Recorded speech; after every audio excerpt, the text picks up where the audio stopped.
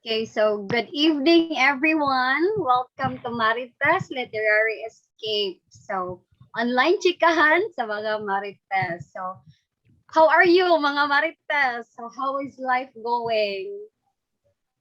Hi, pumpkin. Hi, okay Hi ra. everyone. Pumpkin. Okay pas goods. Okay pa sa God. So, kaano, before tamo proceed sa ato ang literary piece for this evening, let us first have a chika recap.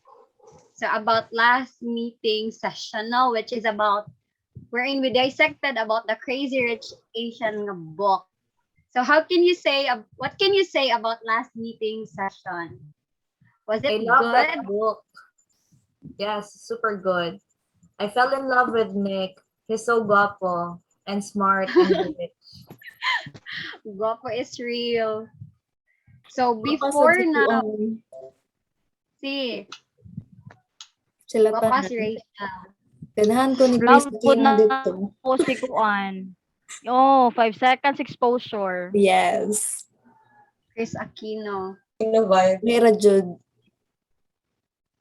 Rich. So okay, so now let us go into our writer of the week, which is Miss Erlinda Alburo. So, does anybody know anything about her bibliography or her awards and work? So, you can turn on your mics to tell me. So, ako sige search kung sa iya background. So, isa siya ka popular nga writer nga ang iyang net worth karon kay $1 million up to $5 million. Grabe jud ka much money kayo nga writer. And usa sud siya sa mga sa director guys sa kuan sa University of San Carlos. Ah, Yeah, I heard about that. Dad. So, Yeah, Unya. Cebuano Study Center. Is that correct? Murag ka na. oo, dahil constant siya ng iyang mga poems nga gi-write gani kay kanang English og Cebuano. Nan kay siya poem nga inana. Oh, then kuan sad siya. So, Active member daw siya sa kuan. Women in Literary Arts or WLA. famous kay siya, no? May man sa siya mo, right? Good. Lagi nindot No, kay ang no. mga works sad. Famous ag kaayo. It touches everybody's hearts. So, kuan, now that we have discussed about our author, so let us proceed to her work, famous work, which is called Disgraciada. So, will Miss Julianne read Disgraciada for us? Yes, of course, Miss Faith. So, Disgraciada by Erlinda K. Alburo. Mao ka na ang pasundayag sa unahang apan ngano man di ay inday kung mailhan kang disgrasyada. Kay kuno ikaw na inahan apan dili di ay asawa.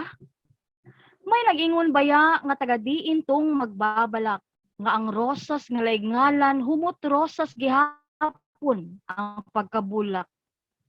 Kaayo ba lang ni anang may anak nga gipadako nga masugo-sugo sa paglukot og lumboy tabako. Labi nagbabayi ka mo pukaw kung ikaw gibangungot. Mag-aawit nga manulsi sa agi sa imong singot. Ug kung malalaki man maantigo ka nang mukalos. Mupadailos sa lubi o mupasayaw sa kawayang bulos. Nan kinsa man unya ang tinuod nga disgrasyada. Katubang na inahan nga dili intawon asawa o ang asawang wala nay anak, wala pagribana. Disgraciada by Erlinda K. Alburo.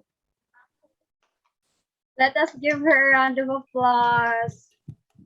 Maayo kay kag talent mo basa, Julino. Nagyan ma-express gyud mo ang words o ang expression. Unsay gitry og express sa writer. So thank you so much. So let us proceed. Okay, so I want to ask everybody a question. So what do you feel or what was your initial reaction upon reading that poem? More on kuan siya. Woman empowerment siya.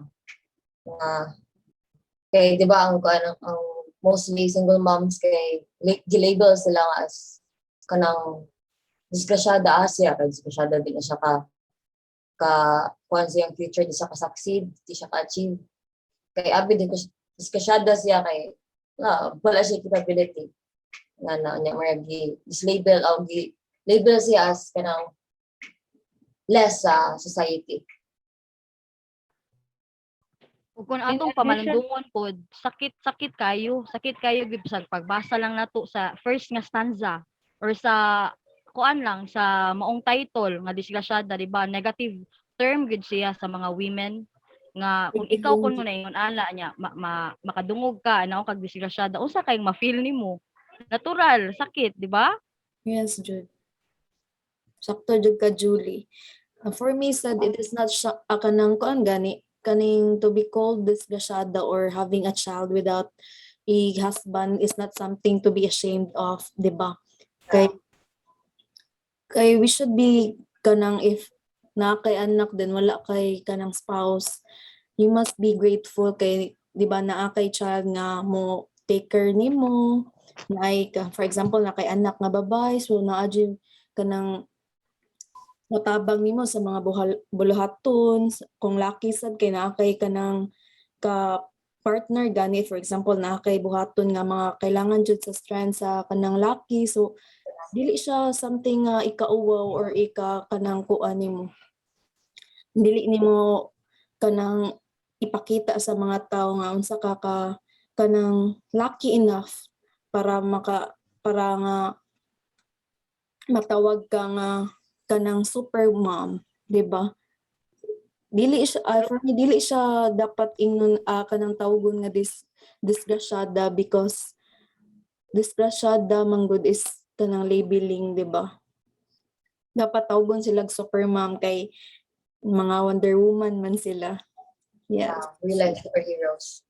Lagi agree sad ko sa giingon ni Hansel no nga kanang instead of labeling them as One thing po disgrasyada. di ba guys, kay kung abi mabuhat sa laki, dili mabuhat sa babae. Marag kanang lagi concept sa kanang equality gani sa gender. Stereotype. Stereotype. Yeah, as I Ang author sa poem ba kumura kay anang evaluate gani sa readers kung unsa kay ilang perspective ana nga woman nga naa sa situation ana like kanang what do you think after reading ba what do you think is it right nga ato sila i-view ana for me kanang to be bad example sa community like deserve ba na nila ana just like ang mga diba? Bitaw na.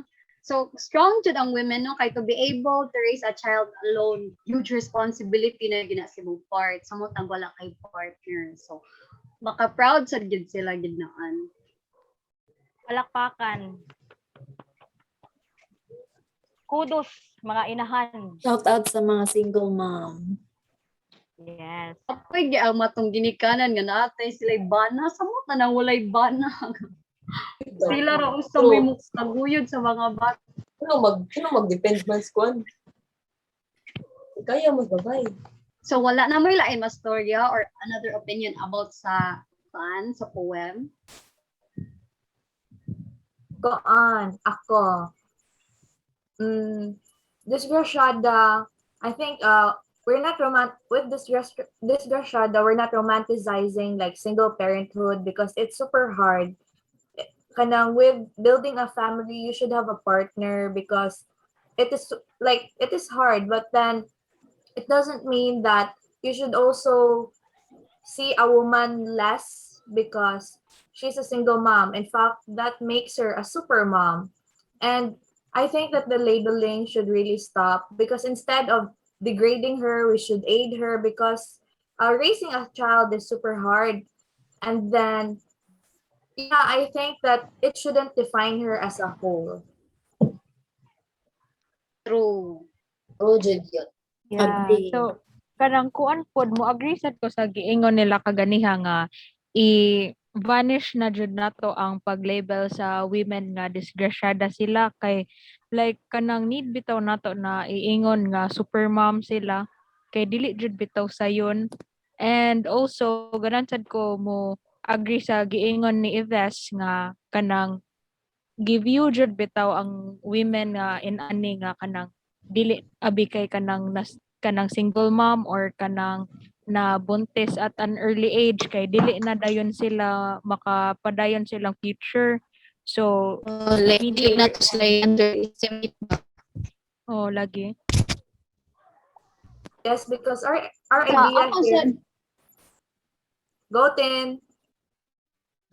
So sa ako sad nga part no kay kanang mo agree sad ko sa inyo ang mga idea like perspective bitaw nga kanang having no kanang raising a child or having no husband beside kay kuan dili siya a grading factor bitaw to for us women to be called or for women to be called or as to labeled as disgrasyada bitaw. Nana, di ko ganaay kanang murag na disappoint lang ko sa point ba ay sa part bitaw nga kanang there are people bitaw nga kanang they see somehow no kanang they don't have good intention at all kay koan they they act kanang they do judging bitaw that kanang which kanang the reason why nga malaw ang self-esteem sa usa ka babae nga kanang imbes mo padayon ni nana. So kanang for some women who are destined to be like are doomed to be treated rude and a source of embarrassment. So kanang mo na ako masulti. Yes, and I think our idea man good or the norm that we follow here is like you meet someone, you fall in love, you get married, you have a child together, and I mean that's really good if you can follow that norm, but it doesn't mean that you will define someone less na just because she wasn't able to follow that norm. And do you want the girl or do you want the woman to stay in a toxic relationship? You know that there's no more chance, it's not working out na, and the child growing up, environment is everything, and then makakita siya na, oh, my mom and dad are fighting. Oh, kanang this house is not a home. So it will not just affect the woman and the man, but also the child, which is the most important individual in the relationship. So I think it's better for the woman to walk away if the relationship is not working anymore. It's better to be called disgraciada, or I hope we can abolish that, than to have like a fake perfect family, a facade. I don't think that's right at all. Yes. So Agree. also kay ko additional pod ba guys kanang like not all disgrasyada are women, di ba? Because some disgrasyada are men, some, di ba? Agree mo? Okay. Yes. Parang Agree bilang kayo. single dad, yeah. Mm-mm. Like, tapos yung challenges nga same sa na-feel sa woman. So, like, same rin ang equality sa gender ba? Like, kanang, dili gid siya malabel nga, like, lucky siya kay, okay siya nga, kay babae siya kay, dili okay. Murag tinang nagani concept nga, dili jud equal na nga part kay, kung disgrasyada siya, wala jud siya labeling sa gender. Agree mo? So, Yes. As what Maria Josefa bitaw, Gabriela di silang iyang gyud remind gyud nga babae tayo, hindi babae lang. Iya gyud emphasize, dili lang ta lang. We are women, empowered women. Yes. Mga panglingkot man eh. It is something to be proud of, di ba? Kay dili man sa tanan naay ka ng opportunity Pero ayaw, na single mama. raise og kuan child. Dili ba ya tanan Pero ayaw, mga single mama. ma-blessed og kuan naay child kay ang uban nagkuan naman gani. Nangarap lang nga naa sila anak pero dili jud sila ka anak. Then, Kuan gani, it's better na lang gani nga disgrasyada ka kaysa imo ipa-abort ang baby nga nasa imong tiyan. True. Kaayo. Baka nang kuan jud ba? Luy kay ang baby. Mas maayo nang tawgon ka. Aware. Oo. Mas dako na nun imong salaan. Lagi. Structure. Kay life na gud na bahala gamay pa kay na. Mao jud. Ang moment ba ang mubit ilang heart na bin sign sa life, maski dugo pa na Lagi. sila, maski cell pa na sila, naala na sila, so ganun. After jud sa conception jud. Life na jud siya. Recall na Grabe, your hindi science mo- lesson, ha? Apply dyan na to ang pro-life and pro-choice. Proud kay Sure, na ganun proud po kay ko. Taligan, maka-proud kay si Ate Will kay kanang kuan jud ba. Ni pursue Japon siya sa iyang studies bisig na ana siya kuan. Child. Yeah. Pakakatiwil. You have an Okay, ang extra uban rin inspiration. good. Ang uban rin good kay ni stop bidjud baya kay lagi walay nang Oy, kulang og money, nang Support.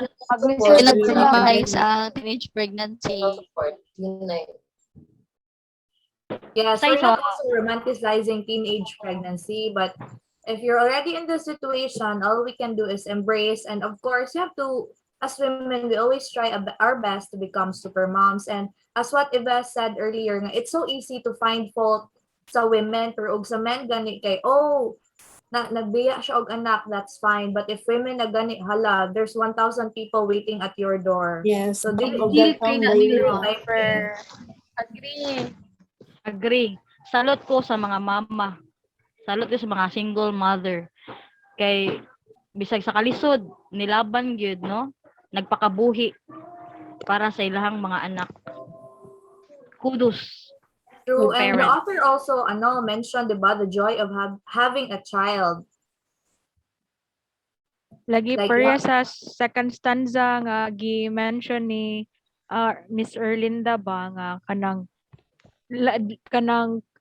incomparable, sakto ba ang word nga kuan jud nice kaayo nga kanang naay mupukaw nimo inana ba naay mukaws og tubig Lagi. para nimo, di ba? Very May nice lang makatrat sa ka. Dili na ka-lonely sa life ba kay Oo. nakaipan Even Yeah, though you have kanang someone who loves you unconditionally. yeah, true. Exact. So I'd like also to kanang puno gani sa giingon ni Mary Eloisa ganiha nga kanang bahalag kanang dili mo complete, bahalag single mom as long as ang imuhang mind kay kanang free na gani siya, at peace na gani siya kay like ikaw sabi as a mother dili ka ganahan nga mag-build og kanang home sa imuhang anak nga full of trauma ra. So mura na giingon nga holding on does more damage than letting go. So kung toxic na jud kay inyong relationship, kuan na lang jud. Buhi na lang. Kinsay na yung mga in a relationship, Kahit So, diba? for mo na last kay daw, mo resulta. Know when to let go. Say mo buhay diha, moapa sa 2021.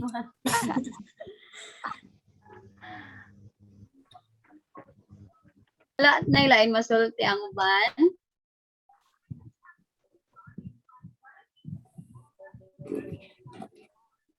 Wala na ilain? Wala na, I guess. Wala namang guro. Pagawas na Wala guro. na. Taas na dyan na ang discussion. Nice kayo mag-hear sa opinion na sa everyone. So I can say no that today is a successful session again. So I hope to see everyone next meeting. Now, before we end this session, I want so for next meeting, by the way, we will also be discussing another work of Mrs. Erlinda Alburo. So be sure to be present so that we can also share our own opinions. Us first, end the session with a quote. Great literature is simply language charged with meaning to the utmost possible degree. So thank you for the session, everyone. Thank you. Thank you. So Goodbye, before mga we end Guys. this, Thank you. wait, so before we end this session, Thank can we kuan sa mag-pick sa ta? Sure. Yes, Let's no do that. problem. Okay, ready? Smile. Ay, Give mga me your moderate. best smiles, everyone. Ready? 1, 2, 3, smile.